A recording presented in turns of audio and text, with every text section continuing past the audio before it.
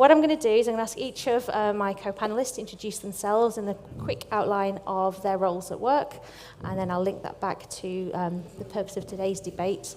We will then discuss that, but at any point, if anyone has any questions or an opinion they want to put forward, please put your hands up and we have roving mics to get you involved as well. So I will hand over to Casper first of all. Oh, good morning, everyone. Thank you, Lucy. My name's Casper Lucas. I'm a technical director within the Rolling Stock Strategic Services team at Atkins Rail East. And we find that obviously sustainability and safety are essential elements of what we find ourselves advising on these days. Thank you. Hi. Oh.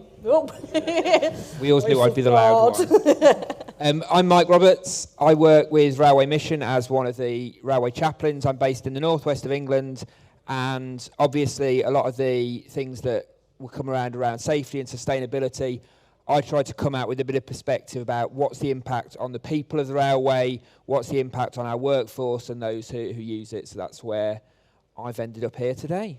Thank you. Elaine. Good morning, everybody. Elaine Clark, Chief Exec of the Rail Forum. The Rail Forum is a major trade association for the rail supply chain. So from the perspective of today's discussion around sustainability, our members have to both respond to that as suppliers into the industry, so respond to that agenda, but they also have the solutions. So you guys in the audience have the solutions to a lot of the challenges that the railway has to become more sustainable. Thank you. Juliana. Hi there, I'm Juliana Motes. I'm here representing Young Rail Professionals, which is a volunteer-run, not-for-profit that gets young people into the railways and gets activities and development for young people who are already in the industry. I'm also a system safety engineer at HS2, but I am not officially speaking on behalf of HS2, but I'm bringing my experience as an engineer today. Thank you. So as a reminder, a scene setter, today's debate, it's about we can't ignore the fact that we are in a very cost-constrained industry right now. The entire nation is cost-constrained, and absolutely rightly so. We all have to be charging for our products and services appropriately, mindful of the fact that our end customer is the taxpayer ourselves, so we need to spend public money wisely. However, there is a concern across the supply chain, I'm generalising here, but a general concern that the more that we are being pushed, whether it's by the department, by Roscoe's, OEM's, TOCs, or by Network Rail, to be as cost efficient, aka cheap, as possible, or as terms such as minimum viable product get spread further and further afield through procurement practice, there's a fear that that's just going to get translated as cheapest, yet at the same time we in supply chain and our colleagues, especially those working on the front line, we're responsible for making sure that our railway is as sustainable as possible. And when I talk about sustainability, it's not just environmental sustainability, but sustainability of the people and sustainability as a business. So we have to look at the impact of cost control in every sense. And then also what effect is that having on safety and on our people as well. I attend the quarterly strategic calls with the route managing directors and the capital delivery directors. It's been telling of late that there's been a heightened interest back into safety because we've had far too many near misses across the industry as well. So we are actually seeing the repercussions of belt tightening on safety, and there are repercussions on belt tightening on sustainability and environmental sense as well. So I'm going to go to each one of our speakers in turn with a carefully thought up question, but again, at any point, if anybody has anything to contribute, please do put your hand up and let us know. So Casper, from your perspective, obviously, rolling stock, you've got the Roscoes, you've got the TOCs, you've got the department to balance all those needs of, whilst we've also got travelling public to get onto the trains and spend more money on tickets. Where do you approach this problem from? Well, what I would like to see is a growing railway. Mm-hmm. When we talk about budgets being constrained, yes, they are, but there is a way of managing budgets and of planning ahead for growth. Let's be quite clear, safety is non-negotiable. The railway has a proud history of improving safety, not so proudly often informed by serious accidents and serious failures of safety. But the safety is essential. And when we come to look at the I don't want to say balance. I don't want to say playing off. I just want to say looking at sustainability and safety against each other. One thing we have to realise, and about cost, one thing we have to realise is where the railway really can make a difference in terms of sustainability. I'm talking here about environmental sustainability to start off, is in modal shift. Modal shift also has a safety benefit because of the safety record of rail, the level of safety overall of the transport industry goes up from modal shift, and at the same time, the environmental performance of transport as a whole goes up from modal shift onto the railways. Thank you. We've talked about that modal shift and getting more people on trains, and actually we do need to get more people into the industry, which is what was just discussed in the last session. Juliana, from your perspective, from the YRP perspective, which, you know, you try and get more people into rail, but then with your systems engineering hat on as well, where do you see this all fit in? Well, yeah, so I'm from the US, and it's almost impossible to get into the railways there, right? I came 5,000 miles to take the railway engineering course at the University of Birmingham and get into railways.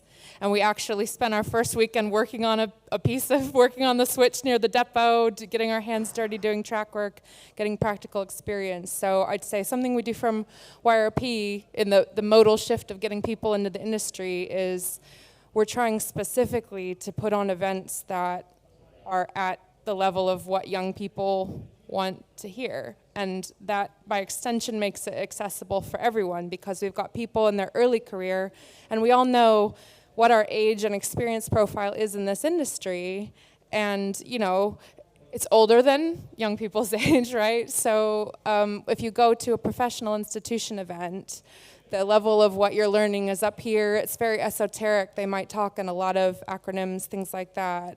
Whereas what we try to do in Young Rail Professionals is put on events that are using plain English, defining all the acronyms, and you know, that makes things accessible as well, because if you're from another area of the industry, if you're from rolling stock, you know, if you're from operations, you're from other ends of that, right, you can still come to a YRP event. We're not age exclusive.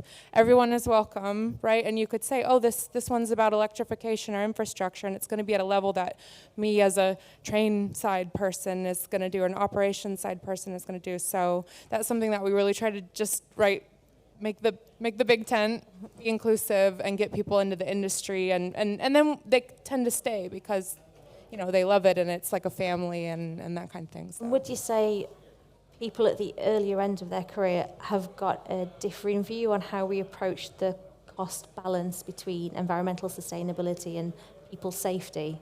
A different way of looking at things, perhaps? Young people have climate anxiety. A lot of people have climate anxiety about climate change, and that's something that is really, I've said, working on, I'll talk a lot, I think, about contrasting working on Crossrail as a major project and working on HS2 as a major project, and it really was like night and day, right? The projects are not actually that far apart in terms of years, but in terms of what everyone's languages about sustainability, about biodiversity, no net biodiversity loss, these sorts of things.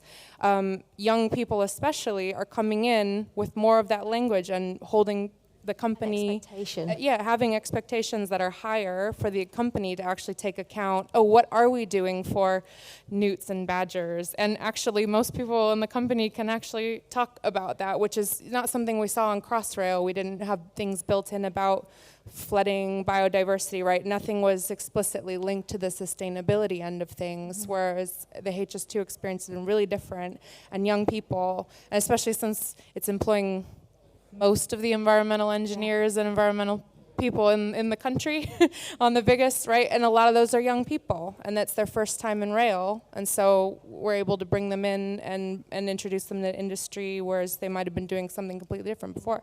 Thank you. And Mike, I know that you deal with frontline workers, whether it's drivers, trackside workers, everybody from across the industry and at every stage of their career as well.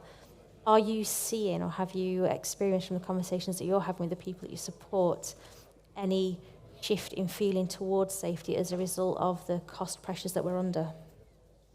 I think within a huge part of the industry, a lot of, like Network Rails in one of their ops meetings last week, and they split the agenda into the 3 areas of safety, performance and finance, and everything has to be looked at through those 3 lenses these days. And in some ways it's really hard when you see staff trying to work out which of the headings it goes under, because actually most of what the railway does is like a Venn diagram, and all 3 of those are sort of speaking into that bit in the middle.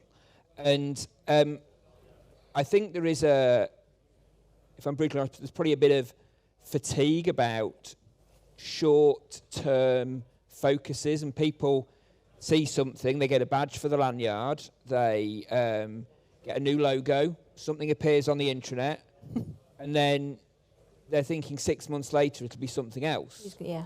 And there is that fatigue about wondering, well, what are the things that we need to get on board with that are going to last? So yesterday morning, I was at the station at Preston. I've got, there's a really good group of staff who work on the platforms, most of whom, I have this thing where I think they're my age, and then I realise they're in their early 20s, and I realise... He's in his late 20s.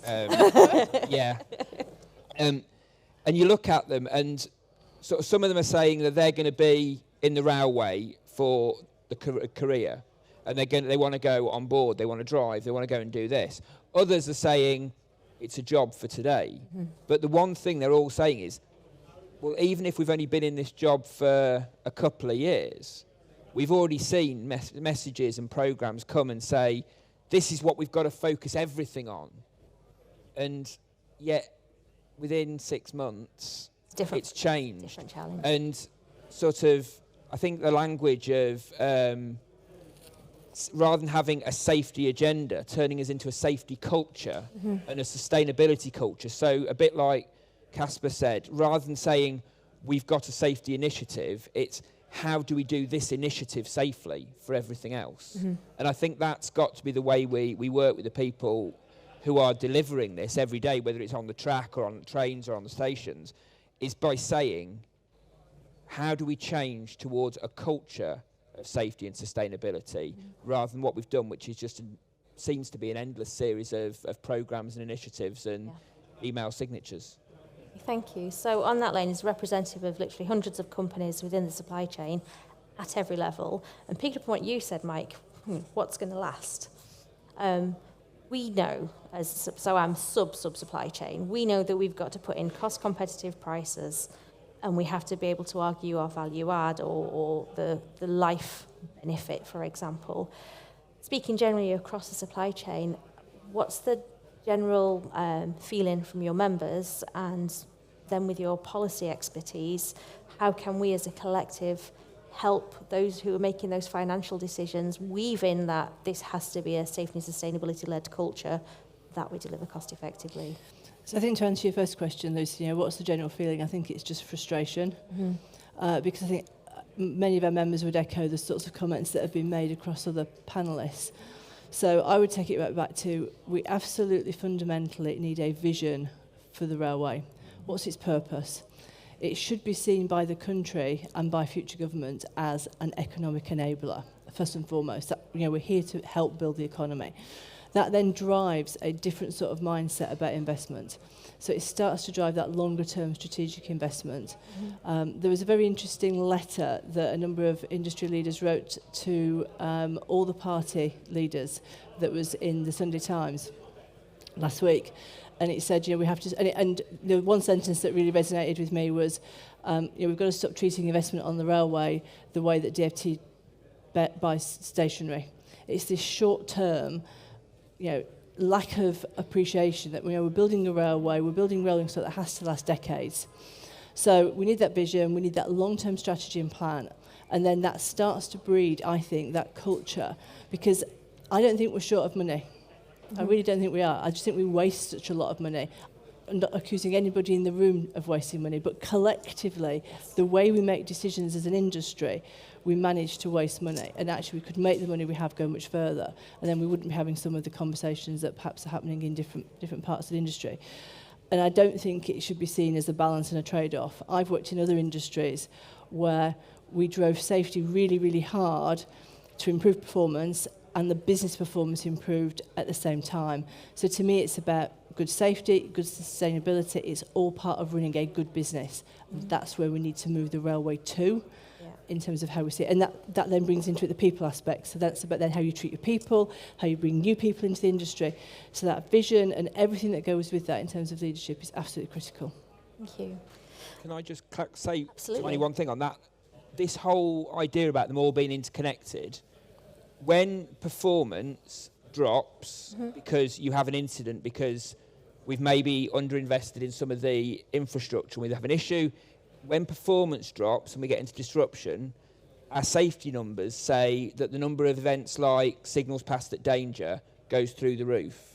When our staff are unwell and not sort of their well-being suffers, the number of incidents again goes up. So I think one of the things from this is saying, how do all of these areas speak into each other? Because we've had it like, I bought some IKEA boxes for my drawers the other day, and they keep everything separate. And we want to do that with the railway, be comfortable keeping everything apart. But it doesn't, because the decisions that sort of are being made about rolling stock Infinite now butterfly effects, haven't we? are changing the life we're having in 5 years. And sort of some of the rolling stock people, so that's going to happen in time to come and stuff. It's one of the things that you've all mentioned in one way or another is the short-termism that we perhaps have in financial decisions in railway. And there was a call I was on a few weeks ago, and it was really interesting. One of the seniors at Network Rail made the statement, we're not here to build a railway, we're here, paraphrasing, we're here to get people from A to B comfortably and safely. Absolutely right. But then that puts the impetus upon principal contractors, for example, to help them build that railway, train operators to move those trains, the train builders, the train designers to make those trains appropriate for the right people. So there's an expectation, I'd say, from our end clients, whoever they may be, to do stuff on their behalf. How do we respond to that, Elaine? I think we've got a real opportunity with New Procurement Act, not because it's an act, but because it's just an opportunity. It's about a different sort of dialogue.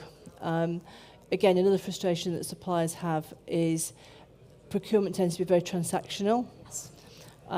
So a tender will come out, you respond, you either get through the first stage or you don't, but it's all very transactional, it's all done by computer. So you're not allowed to have that conversation with people because of public procurement rules. So we couldn't sit down and say, well, actually, what do you actually need? What's your output? What are you actually trying to achieve? Well, actually, we've got something better over here that would do that better.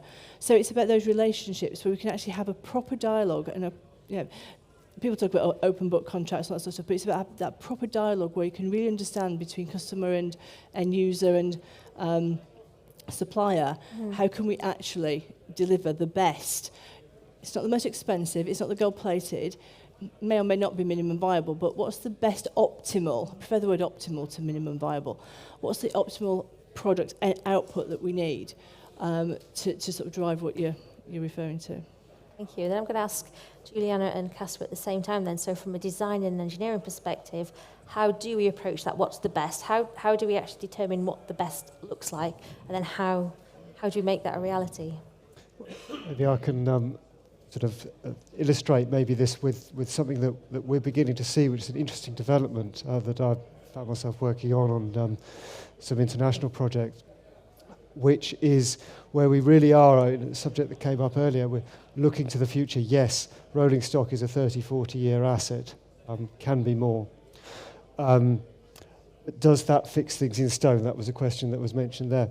And we're beginning to see some ideas which are quite interesting about, we want to go to, and I'm afraid I'm going to stick on the environmental sustainability, but the economic sustainability is in there definitely. The clients are saying, we do not have, in this case, an electrified railway. We want an electrified railway, and we want that within the lifetime of the next rolling stock fleet. Is that possible? This was a feasibility study that I undertook. And the conclusion was, and you have to pull together a lot of considerations of and understand what the industry can offer and so on, do a bit of feedback within the industry. But yes, you can design and specify a train rather, that can be converted to a fully electric operation in its latter part of its life. And that way you can move forward. You are not saying, we are not electrifying this route for another 30 years. You say, well, whenever, economics depending. But there's a way of moving forward. There's a way of getting to where you want to and not being stuck in blocks of time by certain assets and certain investments, which I think is a very positive aspect that I'm looking So at. rather than having passive provision, actually really proactive provision. Proactive, but don't load it all on at once, Yeah. because it may not actually be possible to fit everything in at once. But you say, well, you actually instruct rolling stock supplier to design it for that future conversion. Thank you. Juliana? Yeah, all these themes, and I like that you said the best, and you said the best, because this whole industry is held together by people who are so passionate and they believe in it and they have the future vision and they have hope that no matter what happens and things we can't control, that they still want to strive towards something, that we have a shared vision of what the future could be, and as railway builders, we are the enablers of that sustainable future. And just as you said, the best, so HS2 got cut in a big way, right, in the autumn, and the company slogan that was the internal kind of slogan at the time was the best railway in the best way. And me being an American, I was like, oh yeah, let's actually be happy about building something great. You know, you didn't get to see that kind of slogan floating around, but we've got the only new kit in the country just about, and right, this is really exciting. Right after the cut happened, and I took a little screenshot, the thing that's on the background is delivering Britain's new high-speed railway safely and on time while ensuring value for taxpayers' money. Okay, it's not catchy, it's not saying we're gonna have the best railway, and I'd say, right, we see this, anything that lasts longer than short term gets chopped and changed. We lose the cost because we're spending more money changing things and messing it up. And it's that, right? We went from something quite inspiring to something that's been kind of engineered and nitpicked. And I'd say even the title of HS2, why do we call it HS2? It used to be called High Speed 2. But then they said, ooh, if we say the word high speed, everyone thinks they're going to be burning a lot of money instead of just being really efficient and using 30, 50, 60-year-old technology of high-speed rail, right? There was a no sex, please, we're British. Oh, we can't build anything nice. It can't sound nice. It can't sound sexy. So it's HS2 now, not high-speed 2. And same thing, we had the best railway and the best way, and then after the autumn was like, it's not the best railway, and it's implied it's not, save some money here and there. So I just write it, I know you're all passionate people in your own way, in your quiet English ways, not loud Americans, but it said the words came out, the best thing, everyone coming together and believing, and it was just like, we see these messages that are cutting away at that, and we just have to hold it in our spirit and hold it together, because we do deliver it. Can I just build on that? I'm going to ask the audience a question. Are you proud to work in the railway? Put your hand up. Hang on. Let's do this again. So ask a question. I'm going to ask it a bit. Are you proud to work in the railway? Right. Here's a wave. Fantastic, thank you. So, to build on what Juliana was saying, if I may, Lucy, most of the people that I come across are really proud to work in the railway, and they go to work to do a good job. But when we collectively, and I don't know where this goes wrong, collectively from the outside of the railway looking in, most people go, railway, And we don't seem to have managed to create that enthusiasm, that really positive pride from the country of look at our railways, which we used to have. And I think there is an element of, whether it's the no sex we're British, but we're not very good at the Union Jack. We're not very good at the St. George flag. We're really not very good at that at all. And we should really all be proud to shout about not just the country that we live in, because there's a heck of a lot of worse places, but the industry that we work in. And that vision that I talk about, it's all part of that. It's about that, getting that message across. For young people, this is a great industry to work in, to be proud of. Sorry, Mike. Back in about sort of 2010, we had lots of slogans around 2020 vision. And we made lots of puns about that and talked about... And now we're talking about a vision for... Sorry, I've just noticed a stress ball out of somebody's bag. And That's symbolic. and then we're now talking about visions for sort of 2030 for the 40-year rolling stock and stuff. And we're talking about this.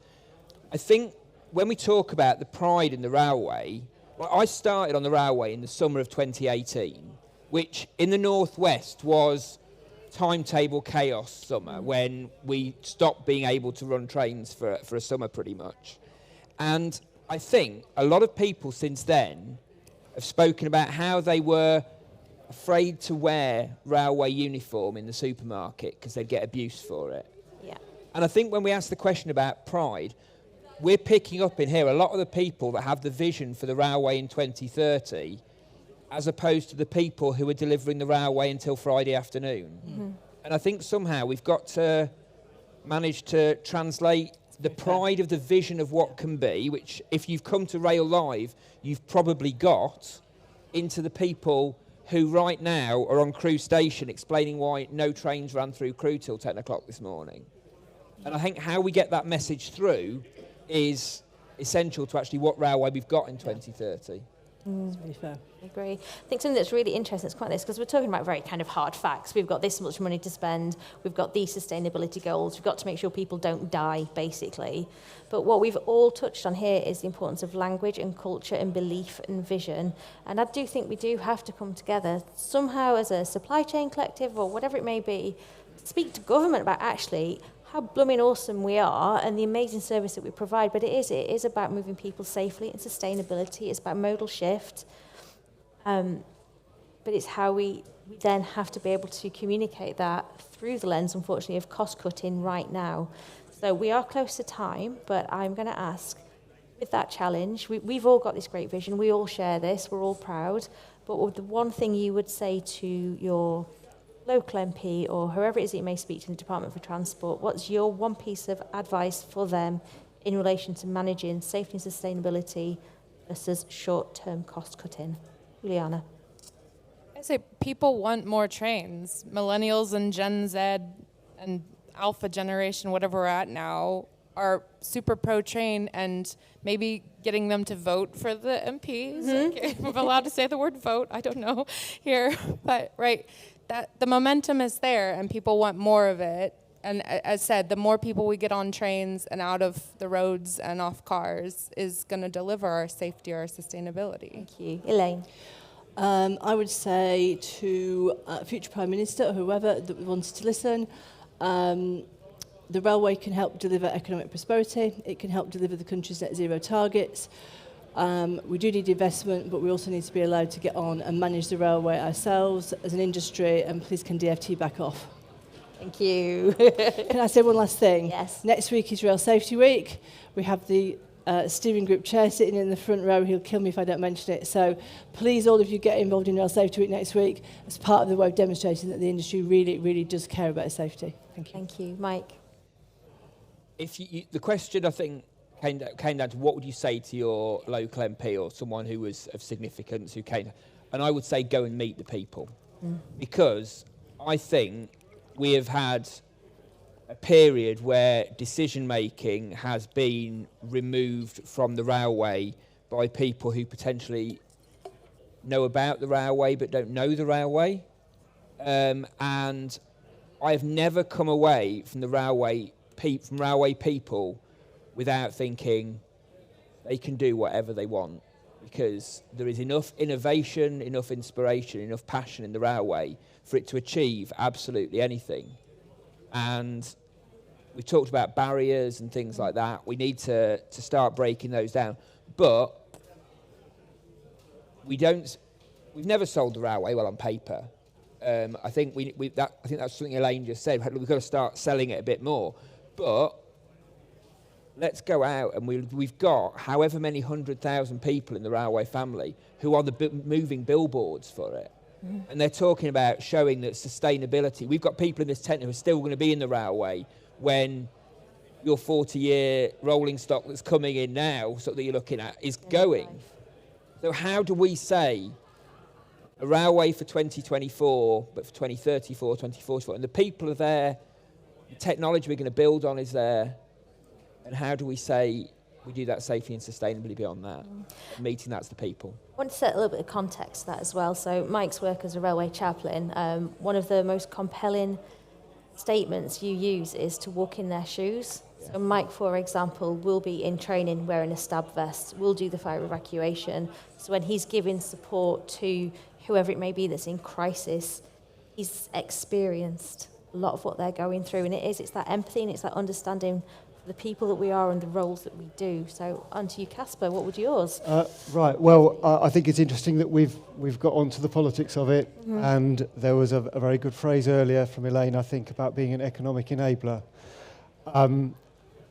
There are, and let's not escape the elephant in the room, everyone knows the railway is subsidised. Everyone knows HS2 is costing billions. Everyone knows that it's very easy for a negative view to take hold on the railway. So the task in communicating on this is a strategic task of saying, yes, the railway has costs, but what it brings is a lot more than what it costs. And that has to be true. If we get to the point where that is not true, we're in a very different position indeed. So that point has to be made, but it actually has to be the case as well. And that is where you get a vision going forward that the railway really is, on all these senses, financial, for people, economic, environmental, other forms of sustainability, that the railway is what the nation needs, and the railway developing in whatever way it is, whatever strategy is developed, is the thing that really is a valuable thing for the nation to pay for. I think that just concluded this session perfectly. Thank you. Thank you very much. You're not going to hear what you think. Well, you do if you want to know. I was going to say that we absolutely do need that vision setting, and we do need to convey the value of what we do, but it can't just be in a cost-benefit analysis. It can't just be a return on investment. This cannot just be about numbers. So I would make a plea to all of you that whoever it is that you speak to in any sort of policy or leadership or influence way, we all collectively put across that this isn't just a big lump of metal on two strips of metal moving people around. This is changing lives. This is transformative technology. It's transformative capability. And we have got to communicate that to the people who make those decisions about our lives. That would be my closing remark. I have another closing remark, and it's a request. And I'm sorry you're going to hate this, Elaine. A round of applause, because in case you weren't aware, Elaine received an OBE in the King's Honours for her services to Railway. So please, a round of applause for Elaine, and please register for Rail Safety Week next week. Thank you. Sorry, not sorry. Can I do one last thing then? Yes, you can. Ryan, you can't take photos from outside. No, you can stand wherever, but stand in here. My plea to you guys, and Juliana, I'm sure will support this. Ryan is the son of one of the guys that was one of our members. He's a student. He's doing photography and other studies. Give the young people the opportunities to get involved. He's here with us today, just taking some photos. Hopefully, it'll be great for his portfolio. Not for me, but I want photos of the audience as well, please, Ryan. So, yeah, give people that opportunity. Give young people the opportunity just to be in your business for a day. It's costing us nothing. We're going to get some great photos. Hopefully, he's going to get some in his portfolio. But give young people that really positive experience of the railway that will enable them, not necessarily to come into the railway, but to go away with a really positive impression of our industry. Yeah. So, it's taking some photos for us. So, thank you, Lucy. Thank you, Ryan. Thank you very much, everybody.